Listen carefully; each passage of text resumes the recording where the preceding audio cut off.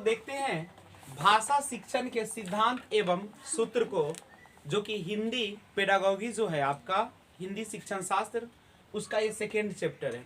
तो सबसे पहले हम लोग भाषा शिक्षण के सिद्धांत और सूत्र को जानने से पहले हम लोग सबसे पहले समझेंगे भाषा क्या है, उसके बाद शिक्षण क्या है, सिद्धांत क्या है और सूत्र किसे कहते हैं। तो आइए एक एक करके जानने का प्रयास करते हैं। सबसे पहले शिक्षण होता क्या है। नहीं, जो हम लोग एक प्रक्रिया अपनाते हैं अपने कक्षा में, एक शिक्षक और छात्र और पाठचर्या के बीच में, वही प्रक्रिया कहलाती है शिक्षण। जनरली शिक्षण किसे कहते हैं? तो एक अधिक अनुभवी व्यक्ति द्वारा कम अनुभवी व्यक्ति के या कम अनुभवी व्यक्ति को जो प्रभाव उत्पन्न करता है उसी को हम लोग क्या कहते हैं? एक शिक्षण कहा जाता है। या एक अधिक जानने वाले से कम जानने वाले की ओर जो ज्ञान का प्रवाह होता है उसी को हम लोग कहते हैं शिक्षण। शिक्षण यही ना। एक मान लीजिए कोई व्यक्ति ज्यादा जानता है और कोई व्यक्ति कम जानता है, तो जो ज्यादा जानने वाले व्यक्ति जो होते हैं वह कम जानने वाले व्यक्ति को क्या करते हैं? अपने ज्ञान का प्रवाह करते हैं, उसी को हम लोग क्या कहते हैं? शिक्षण कहते हैं। शिक्षण जनरली रूप से कहा जाए तो शिक्षण जो है एक ऐसी प्रक्रिया है जिसमें शिक्षक, छात्र और उसके जो विषय वस्तु होते हैं या पाठचर्या होते हैं, पाठ्यक्रम होते हैं, उसको शामिल किया जाता है, वही आपका शिक्षण है।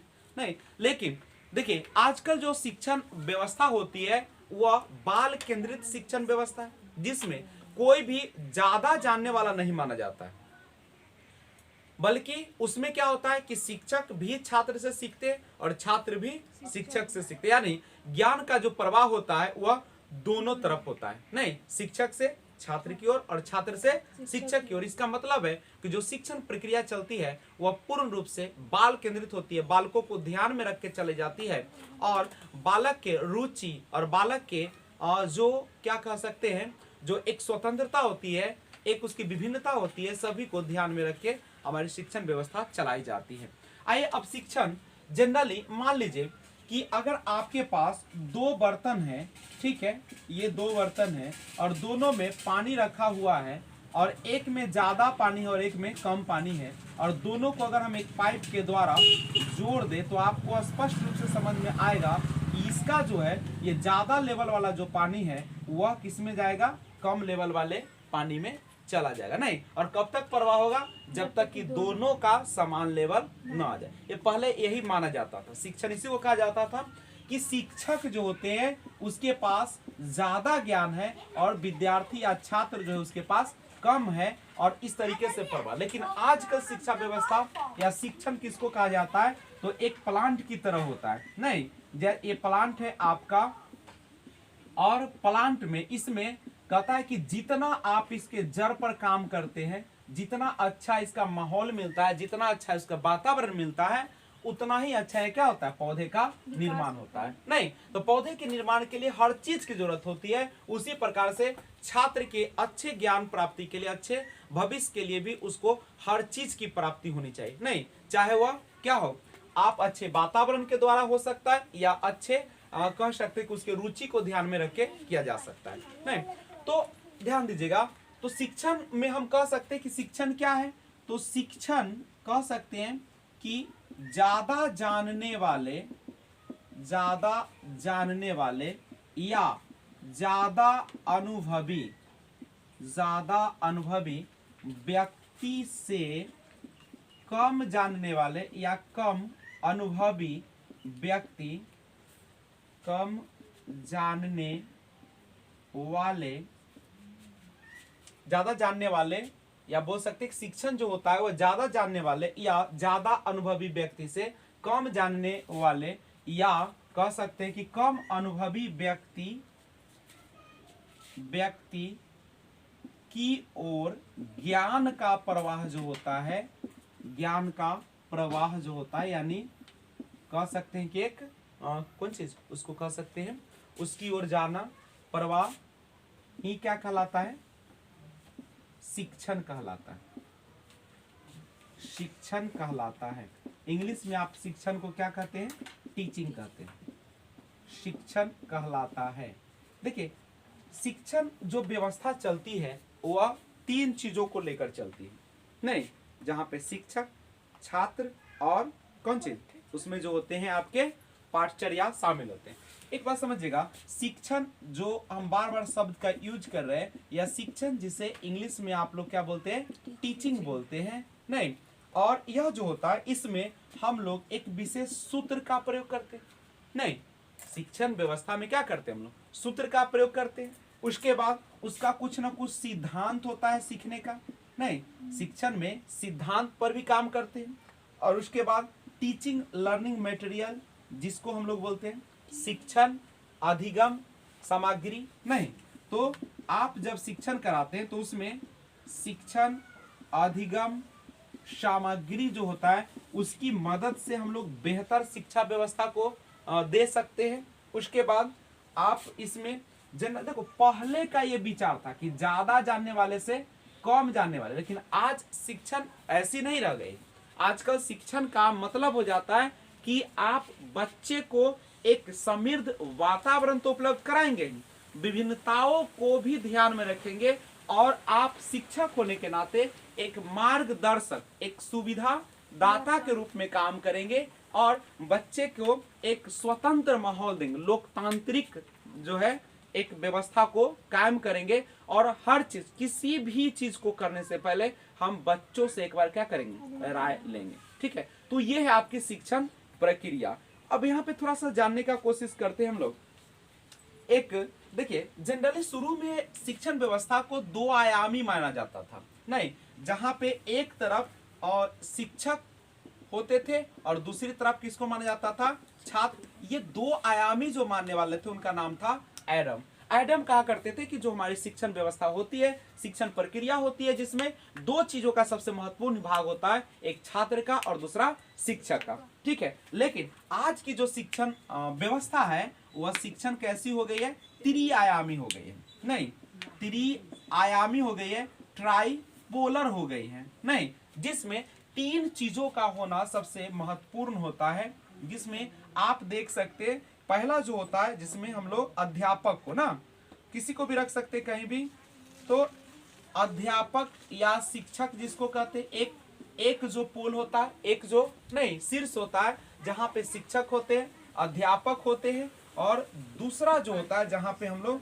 किसको रखते हैं, छात्र को रखते हैं। और तीसरा जो पोल होता है, तीसरी जो कह सकते हैं कि किनारा होता है, जहां पे हम विषय वस्तु को किसको रखते हैं, या तो विषय वस्तु को शामिल करते हैं, या हम उसके पाठचर्या को शामिल करते हैं, या हम लोग जो है उसके वातावरण को प्रश्रय देते हैं, ठीक है, वातावरण को। यानी जिसमें आप ध्यान रखिएगा, अध्यापक, छात्र, विषय वस्तु हो, चाहे पाठचर्या हो, चाहे वातावरण हो, तीनों को, यानी एक समग्र व्यवस्था होती है जिसको हम लोग शिक्षण प्रक्रिया कहते हैं, ठीक है। यानी आप यहाँ पाठचर्या करते हैं तो पाठचर्या में क्या होती है, विषय वस्तु, वही ना आपका।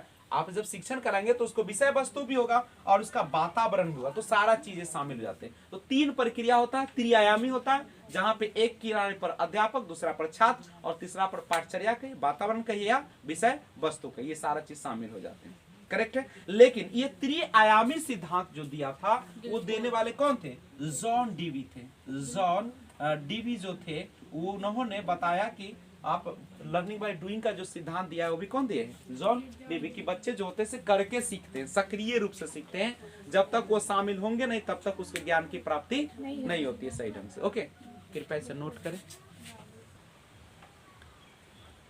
शिक्षण सूत्र क्या होता है, देखिए किसी भी शिक्षा व्यवस्था जो होती है उसमें एक सूत्र का जो होती है पालन किया जाता है या लागू किया जाता है। जैसे शिक्षण प्रक्रिया को अधिक प्रभावशाली, उद्देश्यपूर्ण और सुगम बनाने के लिए, आसान बनाने के लिए जिन सूत्रों का प्रयोग किया जाता है उन्हें हम लोग क्या कहते हैं, शिक्षण सूत्र कहते हैं। ध्यान रखिएगा, जब आप शिक्षण प्रक्रिया का हिस्सा बनते हैं, पार्ट बनते हैं, आप जब शिक्षण प्रक्रिया की शुरुआत करते हैं तो चाहते हैं कि आप उसको प्रभावशाली बनाएं, रुचिकर बनाएं, बच्चों के उबाऊपन से दूर करें, यानी उबाऊपन से को हतोत्साहित करें। तो उसके लिए आप जो है एक जिन सूत्रों का प्रयोग करते हैं उन्हीं सूत्रों को हम लोग क्या कहते हैं, शिक्षण सूत्र कहते हैं। तो आइए हम लोग, कई सूत्र है उसमें से पहला जो शुरुआत होता है ज्ञात से अज्ञात की ओर, फ्रॉम नॉन टू अननोन। ज्ञात का मतलब होता है जिसके बारे में बच्चे को पहले से अनुभव है, पहले से ज्ञान है, तो आप किसी भी पाठ को पढ़ाने से पहले आप उसके पूर्व ज्ञान को आधार मानते हुए आप उनसे जानकारी लेने का प्रयास करेंगे और आप प्रश्न करेंगे और जानने यह प्रयास करेंगे जानने का कि उसके पास इसके बारे में पहले से कितना ज्ञान है, और जानने के बाद ही उसके बाद क्या करेगा, आप उसी पूर्व ज्ञान को आधार मानकर उसकी चैप्टर को आगे बढ़ाएंगे, पाठ को। यानी बालक के पूर्व ज्ञान को जानकर उसी आधार पर नया ज्ञान प्रदान करना चाहिए। किसमें? ज्ञात से अज्ञात की ओर। यानी इस सूत्र में बालकों के पूर्व ज्ञान को आधार मानकर नए ज्ञान की नींव रखी जाती है, अर्थात बालक जो कुछ भी जानते हैं उसी को आधार मानकर वो सीखना चाहिए जो वो नहीं जानते। यानी जब भी आप किसी पाठ को पढ़ाना चाहते हैं, जब भी आप किसी भी चैप्टर को शुरुआत करना चाहते हैं, अध्याय को, लेसन को, तो सबसे पहले आप उनसे क्या करेंगे, उसके बारे में जानकारी इकट्ठा करेंगे कि बच्चे को कहाँ तक जानकारी है, और जो नहीं जानते हैं पूर्व ज्ञान को आधार मानकर उसको आगे बढ़ाने का कार्य करेंगे। तो यह है आपका ज्ञात से अज्ञात की ओर, यानी जिसमें हम कह सकते हैं विशिष्ट से सामान्य भी इसको कह सकते हैं। विशिष्ट माने जो अपने आप में खास है, जिसके बारे में बच्चे के पास पहले से क्या है, ज्ञान है। दूसरा जो है सूत्र सरल से कठिन या जटिल की ओर, फ्रॉम सिंपल टू कॉम्प्लेक्स। देखिए पहले बच्चे को ना सरल ज्ञान देना चाहिए। सरल का मतलब है आसान ज्ञान जिसको कहते हैं, नहीं छोटे छोटे बोल सकते हैं, सरल ज्ञान देना चाहिए, फिर कठिन, जिसे समझना बालक के लिए क्या हो, कठिन हो। तो सबसे पहले बच्चे को सरल ज्ञान दीजिए। बालक की दृष्टि से जो सरल हो उसको पहले बताना चाहिए। सरल माने आसान होता है, बच्चे को वही चीज पहले बताइए जो क्या हो, आसान हो, समझने में परेशानी न हो, बच्चे आसानी से समझ जाते हो, और फिर धीरे धीरे लेवल को बढ़ाइए और कहां तक पहुंच जाइए, कठिनता की ओर पहुंच जाइए।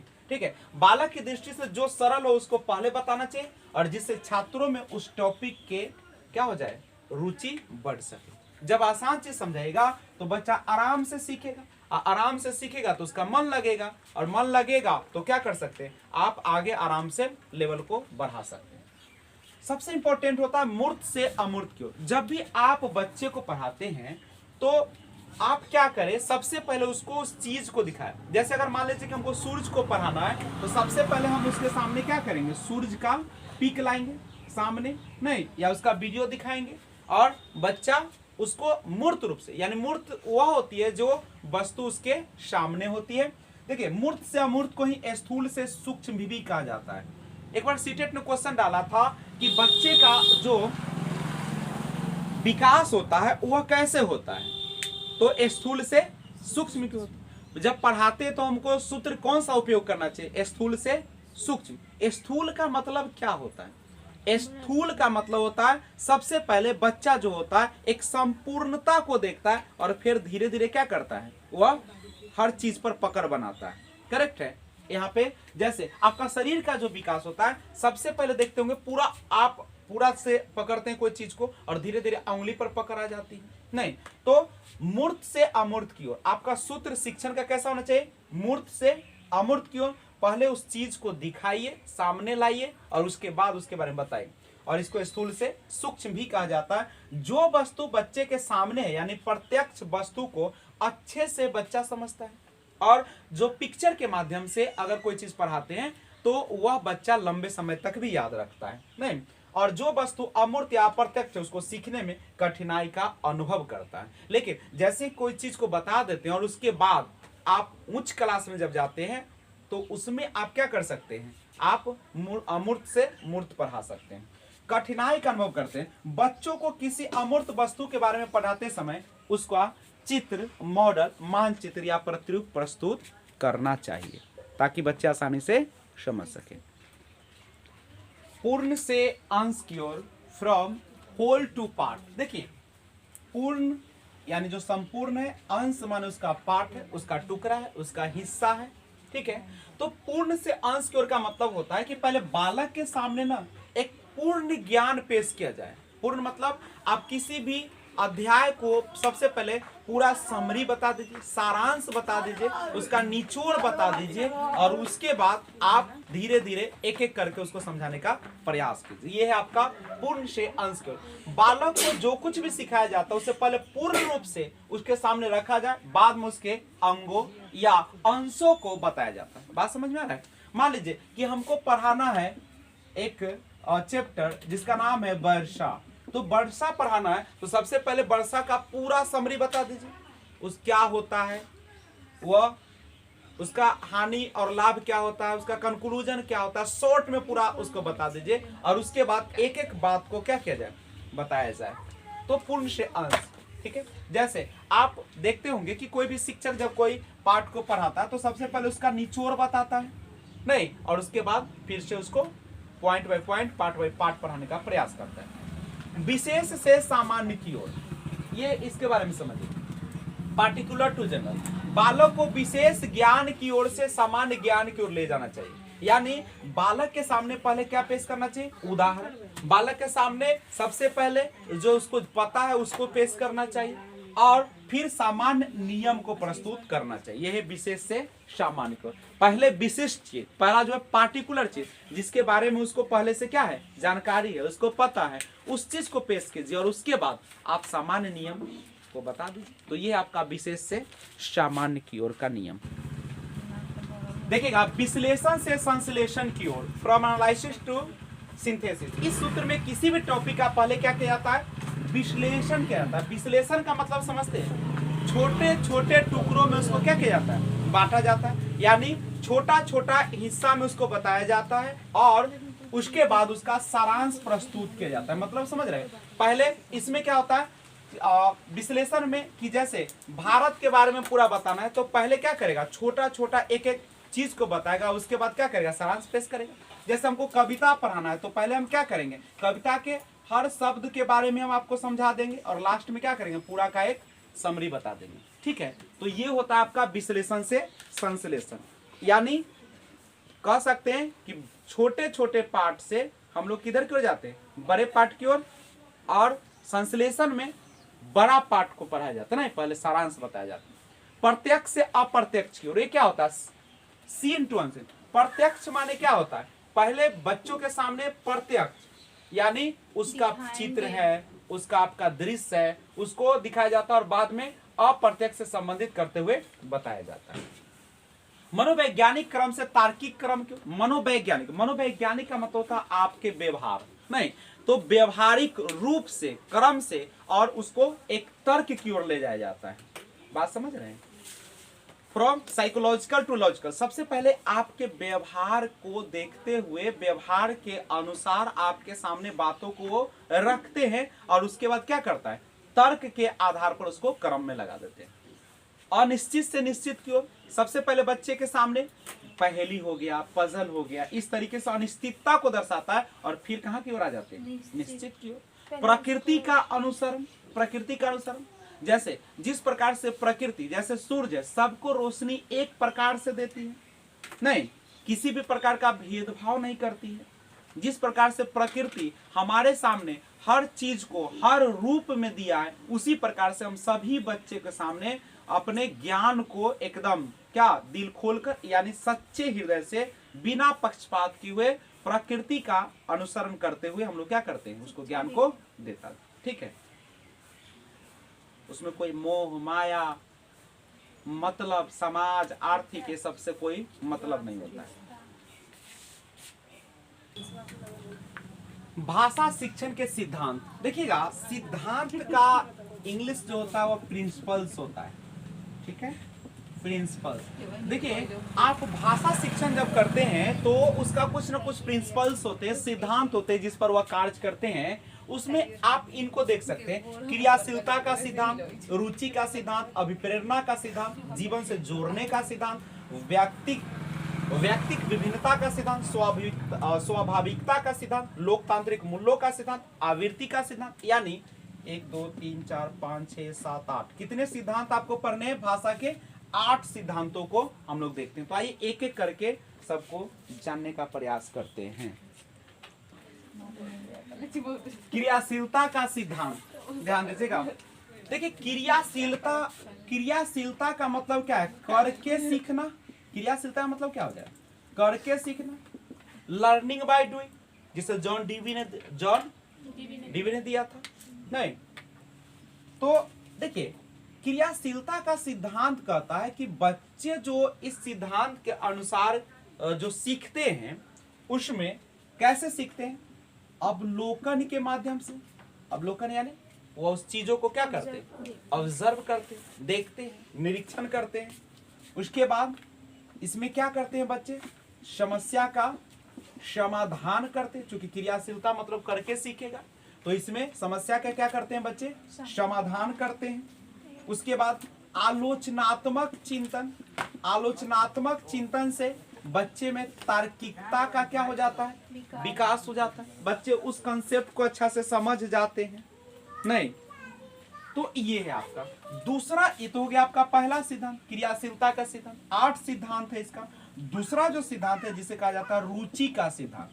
रुचि जिसे इंग्लिश में आप लोग क्या बोलते हैं? इंटरेस्ट। ये रुचि कोई क्लास की लड़की नहीं है, नहीं, ये इंटरेस्ट है, ये रुचि है जिसमें आपका मन लगता है, जो आपके अनुरूप होता है। नहीं तो ये रुचि जो है वो कौन है? इंटरेस्ट है। ठीक है, जो कैसे आएगा? बच्चे के सामने जब आप उदाहरण पेश कीजिएगा तो बच्चे को मन लगेगा, बच्चे के अंदर एक शौक जगेगा, बच्चे के अंदर एक रुचि जगेगा और वह आराम से पढ़ेगा। बच्चे को केवल किताबी ज्ञान मत दीजिए, उसके किस्से कहानी नहीं, क्योंकि बच्चे जो होते हैं किस्से कहानी के माध्यम से ज्यादा अच्छे ढंग से समझते, मजा भी आता है। जैसे हम लोग बचपन में दादी नानी से क्या करते थे? कहानियां सुनते थे। अब तो जमाना ही बदल गया है, लोग भी बदल गए हैं। अब लोगों को खाने के लिए टाइम नहीं है ना, फोन से छुट्टी नहीं मिलता है लोगों को, रिश्ता का तो कोई कीमत ही अब नहीं रहा। पहले बच्चा सोने से पहले दादी नानी से कहानी सुनते हुए सो जाते थे, और आजकल की दादी नानी फैशन में चुड़ रहती है, रातों में भाव बनाएगी। नहीं तो अब कहाँ से रिश्ता बचेगा भाई? पति अन्य इंगेज है मोबाइल में, पत्नी अन्य है, बचवा अन्य है, सारा खत्म हो गया है। तो रुचि का सिद्धांत कहता है कि किससे कहानी से जोड़िए बच्चे को। आइए देखिए अभिप्रेरणा का सिद्धांत। अभिप्रेरणा का सिद्धांत ध्यान दीजिएगा। ये अभिप्रेरणा का सिद्धांत जो है शिक्षण में बहुत काम करता है, क्योंकि आपको एक तरीके से अंदर से क्या करती है? उत्साह भरती है, एक एनर्जी देती है जो आपको आगे काम करने में क्या करती है? सहायता करती है। अभिप्रेरणा जो होती है जिसके केंद्र में कौन रहता है? केंद्र में रखना चाहिए। बच्चे के केंद्र में क्या होना चाहिए? अभिप्रेरणा। बच्चे को हमेशा प्रोत्साहित करना चाहिए, बच्चे को कभी हतोत्साहित नहीं करना चाहिए। बच्चे को ऐसा ऐसा उदाहरण पेश करना चाहिए जो सफल व्यक्ति है जिसका, ताकि बच्चे को क्या हो जाए? बहुत मजा आए। और जो अभिप्रेरणा होना चाहिए वो कैसा होना चाहिए? दिशा निर्देशित होना चाहिए। दिशा निर्देशित यानी उसके गोल को स्पष्ट करने वाला होना चाहिए, उसके जीवन को एक सही गाइडेंस देने वाला होना चाहिए। करेक्ट है। केवल आपको पढ़ाने से कुछ होने वाला नहीं है, शिक्षण व्यवस्था में अभिप्रेरित करना चाहिए, बच्चा को दिशा निर्देशित करना चाहिए। करेक्ट है। और चौथा जो है जीवन के से जोड़ने का सिद्धांत। जीवन से जोड़ने का सिद्धांत। जब तक बच्चा को जीवन से नहीं जोड़िएगा, बच्चे के आम जिंदगी से नहीं जोड़िएगा, आसपास से नहीं जोड़िएगा, तब तक बच्चे में रुचि जागृत ही नहीं होगा। देखिए एनसीएफ 2005 भी कहता है कि बच्चे को जो पढ़ाना है वो कैसे पढ़ाना है? तो जीवन से जोड़कर पढ़ाना है। ठीक है। लाइफ जो है उसको कनेक्ट करके पढ़ाना है। करेक्ट है। रियल एग्जाम्पल्स देना है, रियल जो उसके जीवन में वास्तविक रूप से घटित होता है उसको देना है। करेक्ट है। रियल एग्जाम्पल से जोड़िए, सही रूप से जोड़िए, जिससे बच्चा क्या हो सके? आसानी से समझ सके, सीख सके। उसके बाद आप सभी को पता है कि दुनिया में कोई भी दो व्यक्ति जो होते हैं एक समान नहीं होते हैं। हर व्यक्ति में कुछ न कुछ क्या पाई जाती है? विभिन्नता पाई जाती है। ठीक है। तो हर बच्चे में व्यक्तिगत जो होता है वह विभिन्नता होती है। तो उन्होंने कहा कि व्यक्तिगत विभिन्नता जो है उसकी आवश्यकता के अनुसार शिक्षण कराया जाए। करेक्ट है। उसकी क्षमता के देखते हुए शिक्षण कराया जाए, उसके रुचि को देखा जाए। ऐसा नहीं है कि बच्चा चाहता है कि मैं क्रिकेटर बनूं और आप उसको एक डॉक्टर बनाने पर तुल्य हो गए हैं। ठीक है, ऐसा नहीं होना चाहिए। बच्चे की रुचि देखिए, बच्चे की आवश्यकता देखिए, बच्चे की क्षमता देखिए, और व्यक्तिगत विभिन्नता का सिद्धांत यही कहता है कि आप बच्चे के हर आवश्यकता, हर क्षमता और रुचि को ध्यान में रखकर ही क्या करेंगे, शिक्षण प्रक्रिया को अपनाएंगे। आइए देखते हैं स्वाभाविकता का सिद्धांत। स्वाभाविकता का सिद्धांत, देखिए स्वाभाविकता का सिद्धांत के नाम से लग रहा है कि स्वाभाविक प्रक्रिया होगा, नहीं।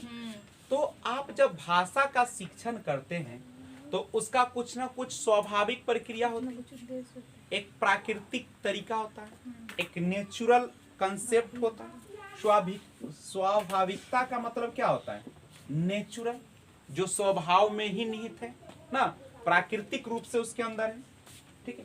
तो देखिए स्वाभाविकता का भाषा शिक्षण में स्वाभाविकता का सिद्धांत जो होते हैं उसके कौशल होते हैं, एक क्रम होता है, और कौशल जो होते हैं से कितने होते हैं, 4 होते हैं, LSRW, लिसनिंग, स्पीकिंग, रीडिंग और रिटन यानी राइटिंग, जिसको हम हिंदी में शुबो पली कहते हैं। सुनना, बोलना, पढ़ना और लिखना, ये ना होता है। और इस सब का एक नेचुरल ऑर्डर होता है, एक प्राकृतिक क्या होता है, क्रम होता है। बच्चा सबसे पहले किसी चीज को सुनता है, सुनने के बाद उसको बोलता है, और बोलने के बाद उसको पढ़ता है, और सबसे अंत में कौन होता है, लिखता है। यानी सबसे जटिल प्रक्रिया इसमें कौन होता है, लिखने वाली होती है।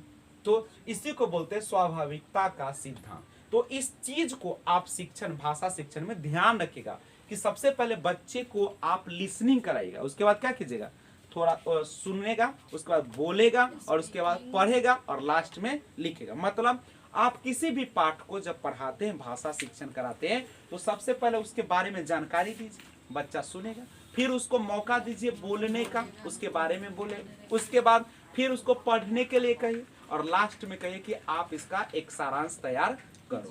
करेक्ट है। तो इतने तरीका, एक सच्चे शिक्षक बनने के लिए बहुत ही जो है मेहनत करना होता है, नहीं भार टालने से आप शिक्षक नहीं बन सकते। अगला होता है लोकतांत्रिक